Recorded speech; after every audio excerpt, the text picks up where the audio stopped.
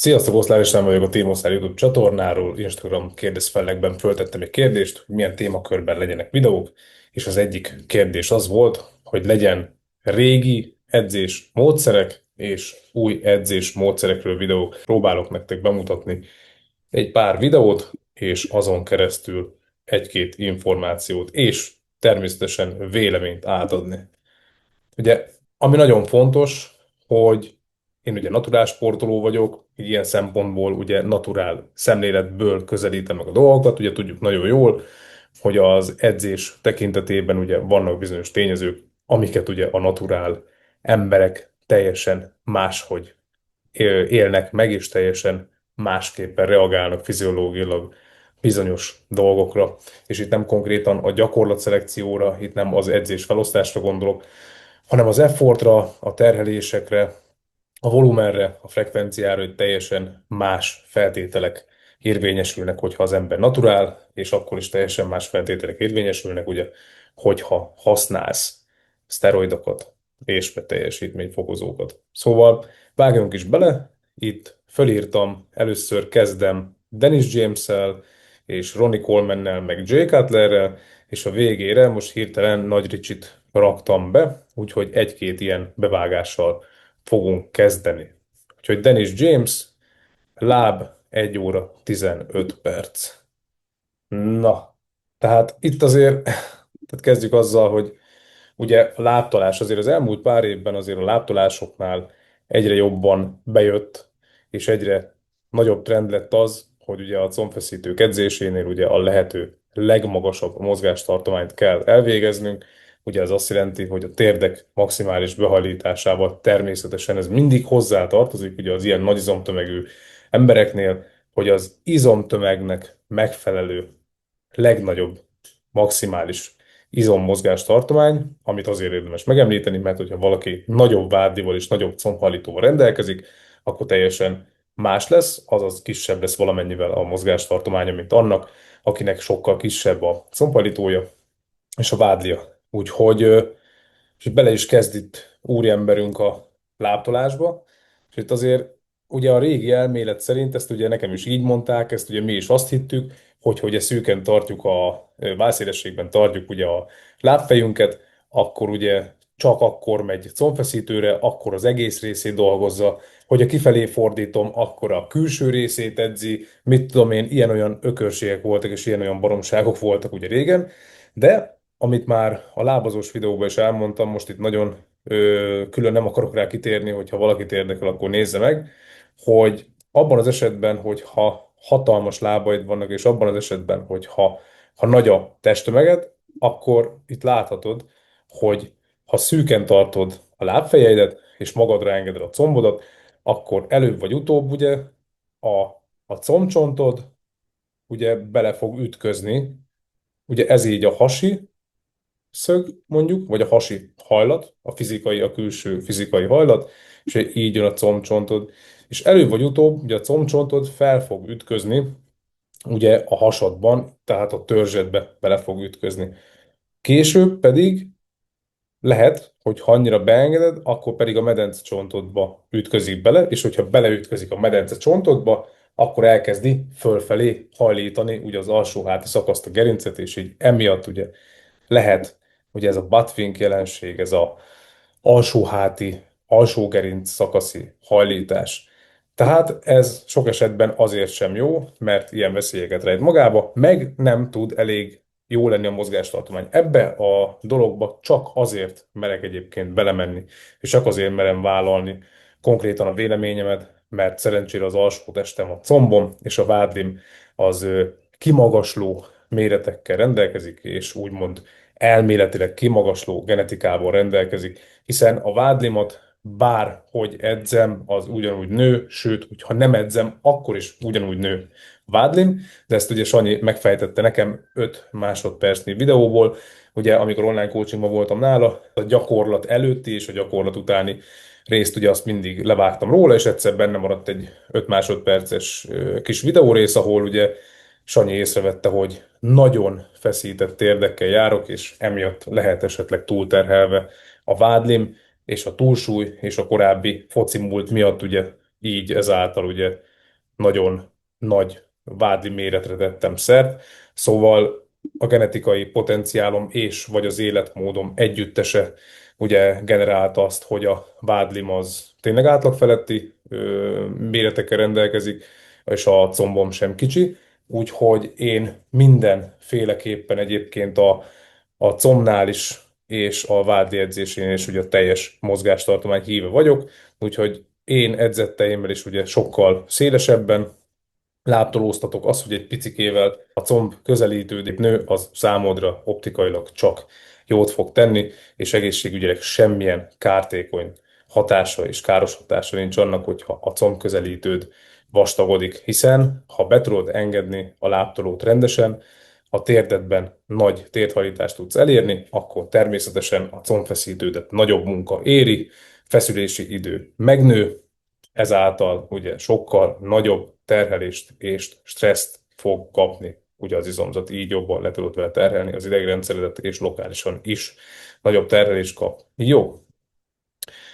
Ö, Ezt akartam mutatni tőle, meg a vádlit 1,40-nél. Na most, ugye megint csak azt tudom mondani, hogy én ugye szerencsére ugye jó vádlival rendelkezem, úgyhogy így ilyen szempontból akár mit teszek, a vádlimmal az mindig ekkora, és emiatt is merül fel a kérdés, hogy ha mondjuk valaki nagyon jó genetikával rendelkezik, és mondjuk bekokszol, és szinte bárhogyan edz, bármilyen fosul, bármilyen rángatózva, de emellett tud egy hatalmas izomtömeget prezentálni, az szerintem nem hitelesen tudja azt prezentálni és azt mutatni, hogy valójában miért akkora, amekkora. Hiszen vannak rosszabb genetikával ellátott emberek, akik sokkal, de sokkal nehezebben építenek izmot, akár teljesítményfokozók hatására is, és számomra ők lesznek az igazi referenciák ahhoz, hogy tudják a megoldását annak, hogy hogyan lehet izmosabbnak lenni. Ugye most nyilván elit testépítőkről beszélünk, ugye elit testépítőket emeltünk ki, az edzéseket látjuk, és a mostani legjobb tudásunk szerint tudjuk ugye elemezni. Na most itt is a vádinál, ugye, hogyha ilyen nyújtott térpozíciós vádlit csinálunk, akkor azért valamilyen szinten jó, hogyha ki van nyújtva a térd, és szokták kérdezni, hogy teljesen ki kell feszíteni a térdet, vagy sem. Én azt mondom, hogy nem kell szétszakítani a térdedet természetesen, hogyha valamilyen úton, módon te úgy tudod edzeni, csak hogy egy nagyon pici hajlítást beleteszel, de az a hajlítás az konstans, és végig ugyanakkora a térdhajlítási szöged, akkor nyugodtan mehet, egy pici térdhajlítással, mert akkor semmilyen problémád nem lesz belőle, viszont hogyha te folyamatosan változtatod a térdednek, térdhajlításodnak a szögét, akkor így el fogod venni magadtól a vádli munkának és a vádli terhelésnek a mértékének a lehetőségét. Úgyhogy ezt érdemes fejbe tartani, hogy itt ugye, hogyha megnézdek, itt picit hajlítva van a térd, de még mindig úgy egész normálisan elvégzi a gyakorlatot, és úgymond konstans a térdhajlítás, viszont amit egyedül kifogásolni, az csak a mélység annak, amennyire beengedi. Tehát ezt én sokkal mélyebbre beengedném. Nyilván nem arról van szó, hogy el kell szakítani az ahilleszedet, és szét kell szakítanod a vádidat, de attól függetlenül jó lenne, hogyha az emberek megtanulnák és megszoknák azt, hogy a vádli edzésén is próbálunk teljes mozgástartományban lenni. Itt még ugye van a videó végén egy pár másodperces ülővádli, és itt is amennyire lehet látni, természetesen a kamerázási okok miatt, a kameraszög miatt, hogy tehát nulla mozgástartományt használ úriember, tehát ezt határozottan tudom mondani, hogy világ életemben mindig nyújtott pozícióba edzettem, és mindig kihangsúlyoztam a nyújtott pozíciót. Én mindenkinek ezt tanítom, én mindenkinek ezt próbálom edukálni, és ugye nyilván a csapból is ez folyik az elmúlt 3-4 évben, hogy nem az izületi, hanem az izom aktív mozgástartományából kell a legnagyobbat elvégezni ahhoz, hogy ugye a fejlődést ki tud maximalizálni. Tehát nem mindegy, hogy egy bicepsnél az izületi teljes mozgástartományról beszélünk, amikor teljesen kiakasztod a könyöködet, ahol már az alsó ponton nem is feszül a bicepszed, vagy pedig a bicepsnek az aktív mozgástartományáról beszélünk, mert a biceps aktív mozgástartománya, hogyha a teljes kifeszített, kiakasztott könnyéktől egy pár fokkal visszább helyezed, akkor tökéletes lesz. Szóval mindig az izom aktív munka mozgástartományáról kell, hogy beszéljünk. Jöjjön akkor az Isten, a király, Ronnie Coleman. Ö, fölírtam, hogy a vádli gyakorlata neki is elég kifogásolható 2026-ra, ugye hátbiceps videóban 37. perc, jó, tehát pont itt vagyunk, tehát hogyha most megnézitek amúgy, és az hozzá tartozik, hogy ugye Ronnie Coleman borzasztó dinamikusan edzett, és tényleg, tehát hogyha lehet arról beszélni, hogy valakinél nem létezik negatív kontrollált szakasz, akkor mondjuk a Ronnie Colemannél nincs. A nyomásoknál, amikor fekvenyom kézisúlyzókkal, amikor fekvenyom akármilyen rúddal, Smith kerettel, akkor ott amúgy jelentkezik nála, a függöny meg belefúj a fejembe, akkor ott nála jelentkezik valamilyen szintű negatív, de nem sűrűn van ez. Ezt előrébb húzom hát, hogy nem lesz benne. Na, úgyhogy most így rátérünk itt a vádira. Tehát, tehát, hogyha megnézitek, próbálom úgy csinálni, hogy valamennyire látszódjon a mozgástartomány, tehát, hogy megnézitek, alig mozog a sarka, tehát semmilyen távolságot, semmilyen körívet nem ír le a sarka, tehát effektív nulla mozgástartomány van. Tehát most itt ebben a videóban ugye kezdi egy ülővádlival, utána folytatja egy állóvádlival, amit azért elég komolyan lehetne nyújtani, de hát úri emberünknek ennyi is elég volt, ahhoz, hogy 8-szoros Mr. Olympia legyen, szóval ez semmi féleképpen nem arra szeretném kihegyezni, hogy lefikázni az úriembert, csak az edzés technikáját ugye próbáljuk most kielemezni. És hogyha látjátok, alig mozog a válla, tehát hogy ezt a mai napon már most azt mondanám mindenki, hogy hát tesó, ez azért elég szar. Úgyhogy hát ennyit erről, a vádliáról, vádlizásáról. Triceps, letolás, mell videó. Viszont itt fölmerül az a kérdés, hogy ugye, amit az előbb mondtam, hogy megvannak itt is a szintek, és itt azért hozzá akarom tenni, hogy azért Ronnie Colemannek óriási, hatalmas karja van, és ha megnézzük, akkor a triceps letolása az teljes mértékig full maximális mozgástartományt ír le, amit csak el tud viselni.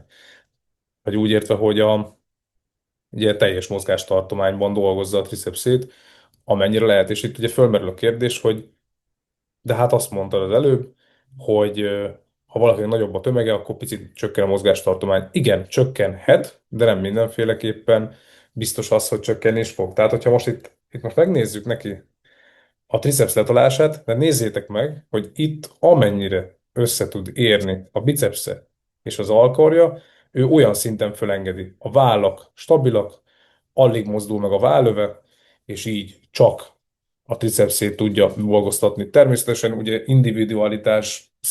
individualitási szempontból természetesen ez a robbanékony mozgás, ez ugye itt is jelentkezik, de nézzétek meg, hogy mennyire stabil a felkarja, mennyire stabil a válla, és így ilyen szempontból nagyon brutális mozgástartományt használ. Tehát ebben megcáfolta saját magát, és engem is azok alapján, amiket elmondtam, de direkt azért vágtam be, hogy nem minden gyakorlatban, nem minden izomcsoportnál dolgozik mondjuk idézőesen kevesebb mozgástartománnyal. Viszont ugye csak ezt a DVD-t, ezt az edzős videót néztem meg, szóval nem néztem át az összes edzését, gyorsan átfutottam ezeket a dolgokat.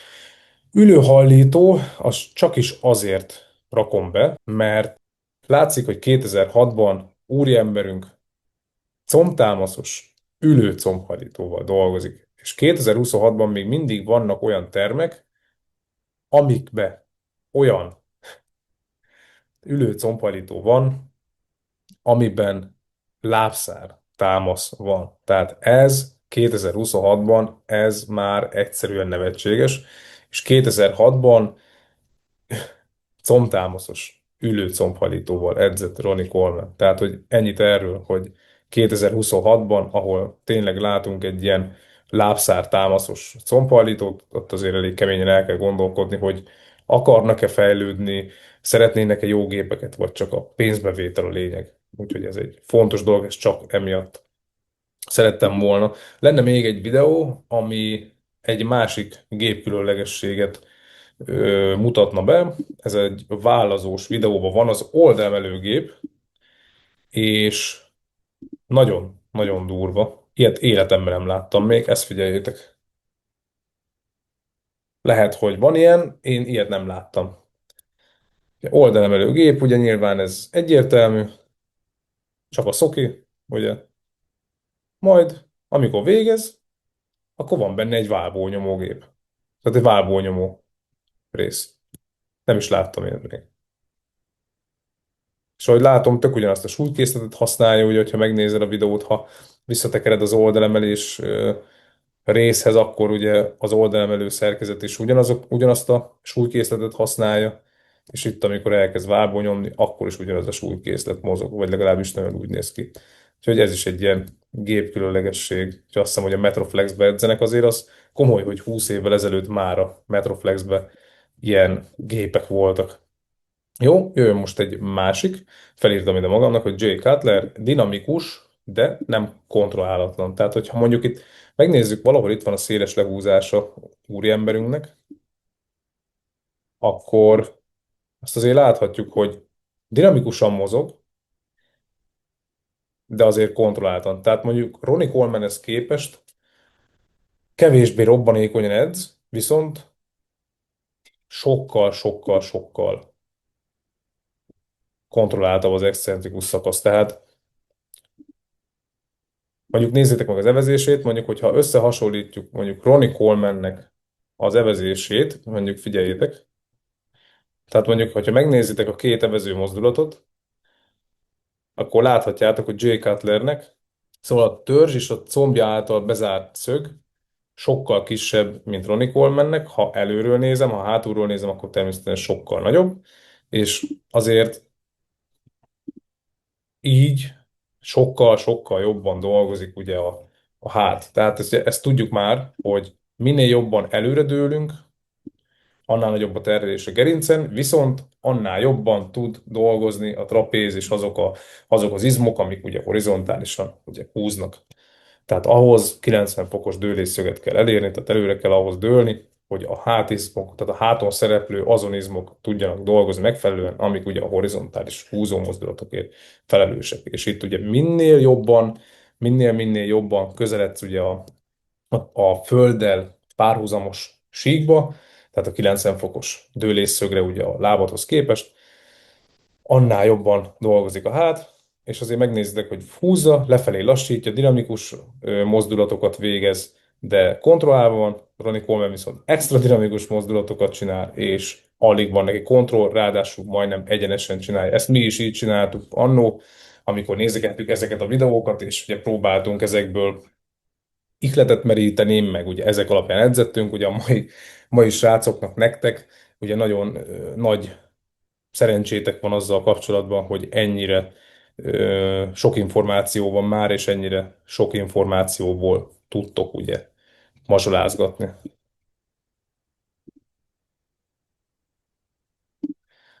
Úgyhogy igen, tehát erről ennyit, hogy Jay Cutler azért eléggé szépen edzett, amúgy kontrollálva, vannak olyan mozdulatai természetesen, ami full dinamikusak, de hogyha megnézitek itt is, hogy mondjuk nézzük ezt a szettjét, tehát itt mondjuk itt elkezdi, itt azért ahhoz képest sokkal kontrolláltabban néz ki, mint Ronnie Coleman. Természetesen Ronnie Coleman nagyobb súlyt használt, Ronnie Coleman izmosabb volt, sokkal nagyobb tömeggel rendelkezett.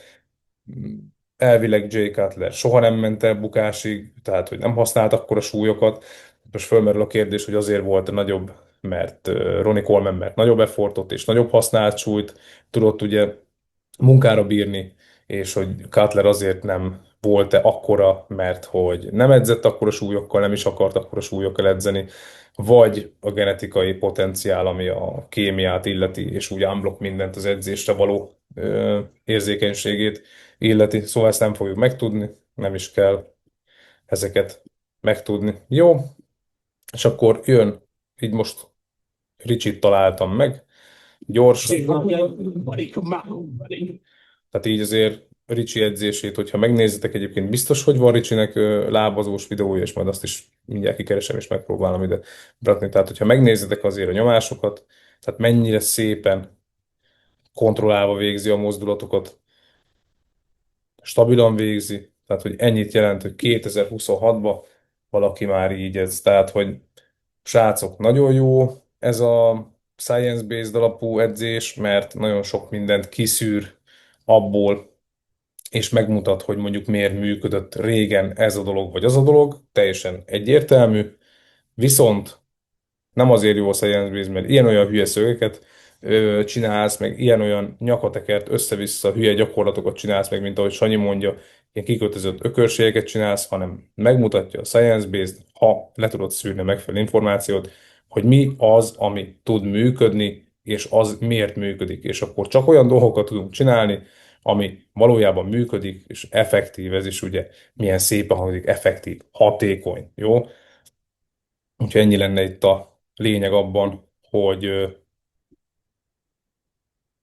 science-based miért működik és miért jó.